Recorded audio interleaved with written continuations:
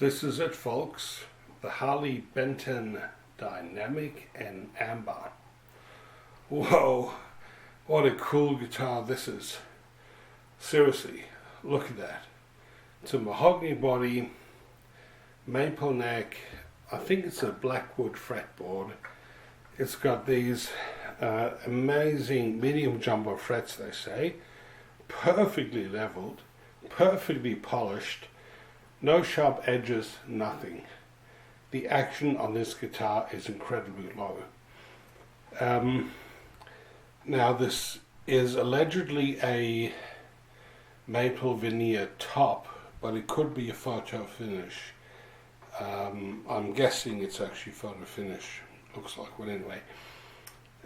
Hardware wise, they have a 2 pivot bolt vibrato system. I'll talk to you a bit more about that in a moment. Your standard volume and tone knobs and 5-way selector switch. When I first saw this guitar, so this is the first one I bought from Harley Benton, I thought, wow, what a stunning beauty. Absolutely, gorgeous. Some things, the embossed logo, sorry about the reflection here. It looks really, really neat. It's got locking tuners, and yes, they work amazing. The guitar stays completely in tune now. Despite this being such a fantastic guitar, and this is actually my favorite guitar at the moment, I play this 99% of the time. What were the issues? Well, as you can see, I've got different pickups in these guitars. Why? Okay, now the Roswell pickups that Harley Benton use in most of their guitars are actually quite good. But is this a jazz guitar or more like a heavy metal rock guitar? What do you think, guys?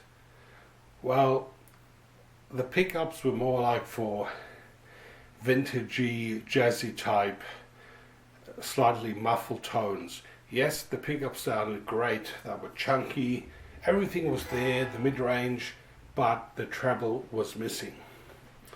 So that's why I put these $20 a pair pickups from AliExpress in.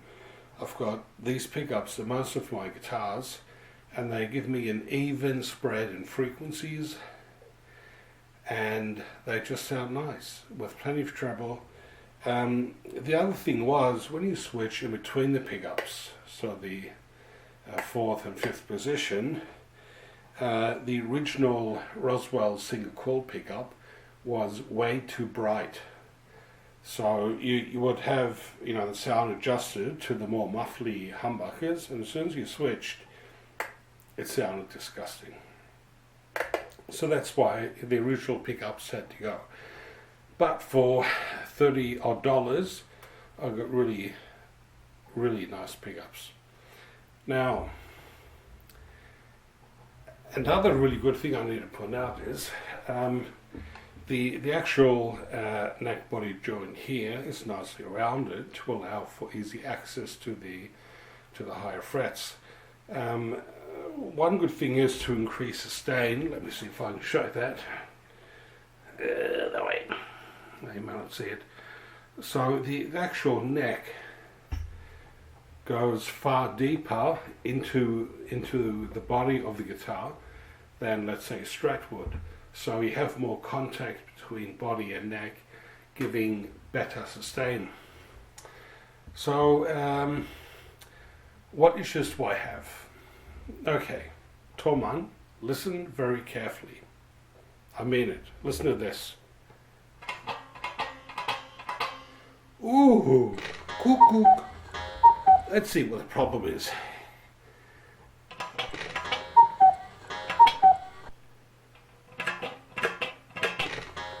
When I use the tremolo, the springs scrape along the edge of the tremolo cavity, meaning the tremolo cavity is not routed out deep enough. It should be another maybe 3 millimeters deeper. And then you wouldn't have this crap. Second thing, I'll blend in some pictures. The holes for the pivot bolts here were too big. They were 5 millimeters too deep and too big. So after playing for a few minutes, I noticed that the strings were buzzing. And first I thought, well, maybe the frets were popping out. But then I found that, and I'll show you the picture again, have a look. The pivot bolt of the high E string was several millimeters deeper because it had sunk into the body because the holes are 5 millimeters too deep. So I took the guitar apart and I put in cardboard to even out the bottom of the hole, and I used wood glue to secure the pivot bolts or the shafts in here. So now it's fine, it stays in tune, everything's okay.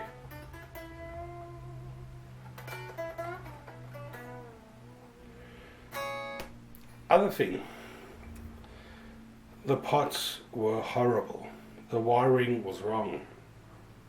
As with all the other Harley Benton guitars, they use the wrong pots for volume. Use audio taper pots, please, so that when you turn back the volume goes back little bit by little bit by bit, until it's gone, instead of all of a sudden dropping out.